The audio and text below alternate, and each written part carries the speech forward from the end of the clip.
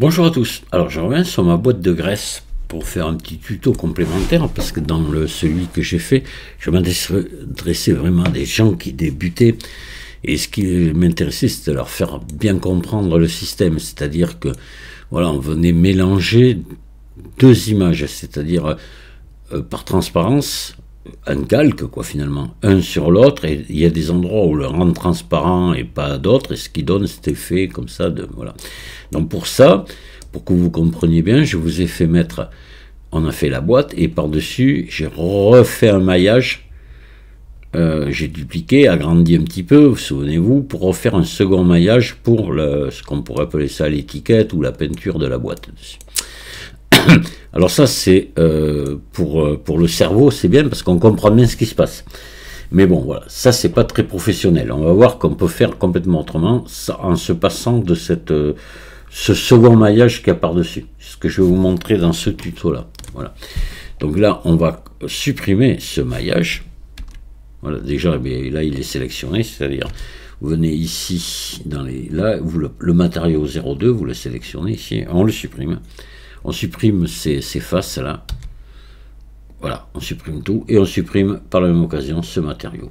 Voilà. Alors là, il faut passer en mode objet et on le supprime. Ce qui fait que voilà, ce qui nous reste, c'est notre boîte rouillée sans plus d'image du tout. Vous allez voir que très rapidement, on va pouvoir remettre une image directement par-dessus. Par-dessus cette texture là et obtenir strictement le même résultat qu'on a obtenu. Voilà. C'est un peu plus délicat à faire, c'est mentalement moins direct, mais vous allez voir que c'est la même chose et c'est beaucoup plus logique parce que d'abord on a un maillage plus léger puisqu'on n'a pas la seconde partie par-dessus. Hein. Voilà. Alors ce qu'on va faire, on va quand même être obligé de faire une découpe UV dessus. Hein. Ça on est obligé. Donc on va couper peut-être par là, voire plus haut même. Ou non, on va couper ici, voilà. Pareil en bas. Par là, voilà. Je vais marquer couture UV. Marquer couture. Puis on va se mettre en vue CTRL 1. Et on va se mettre au centre ici. Et on va venir recouper ici. Voilà. Jusqu'en haut.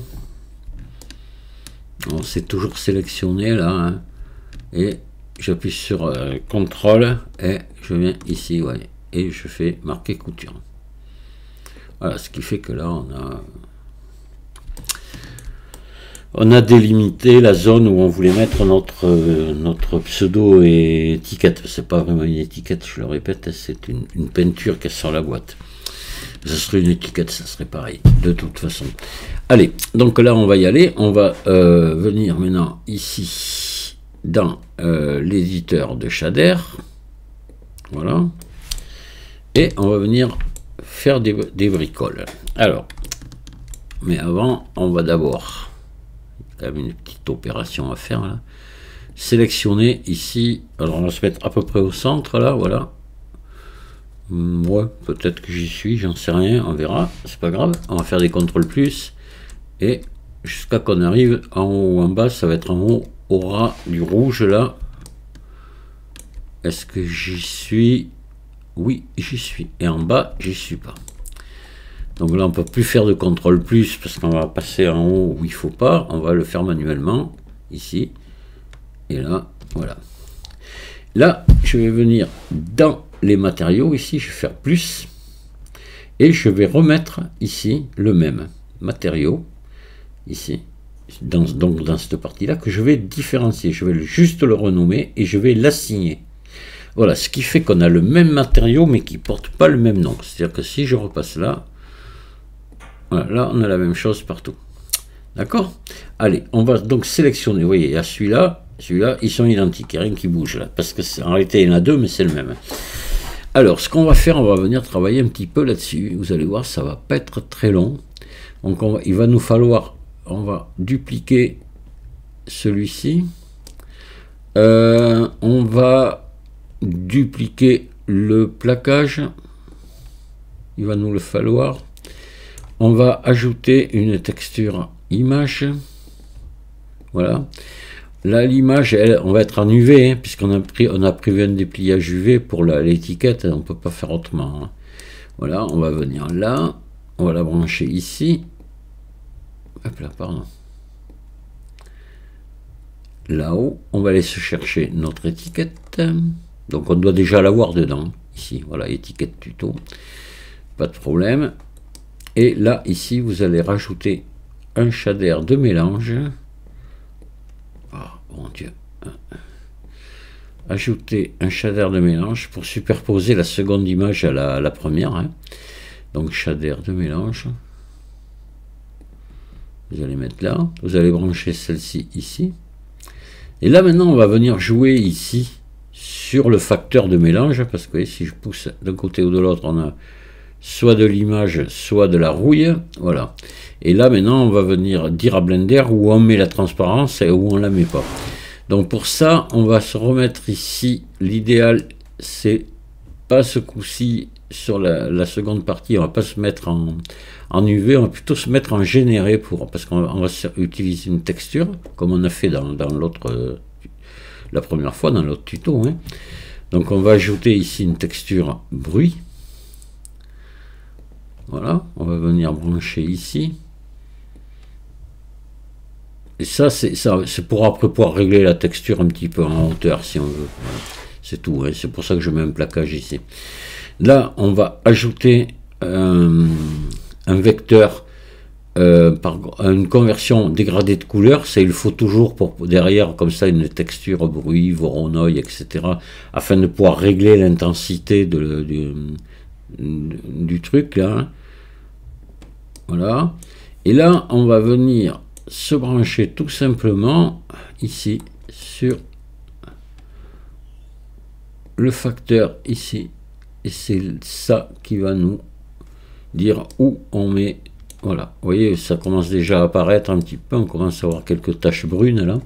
Donc là, on va monter ça ici. Ça ici. Voilà.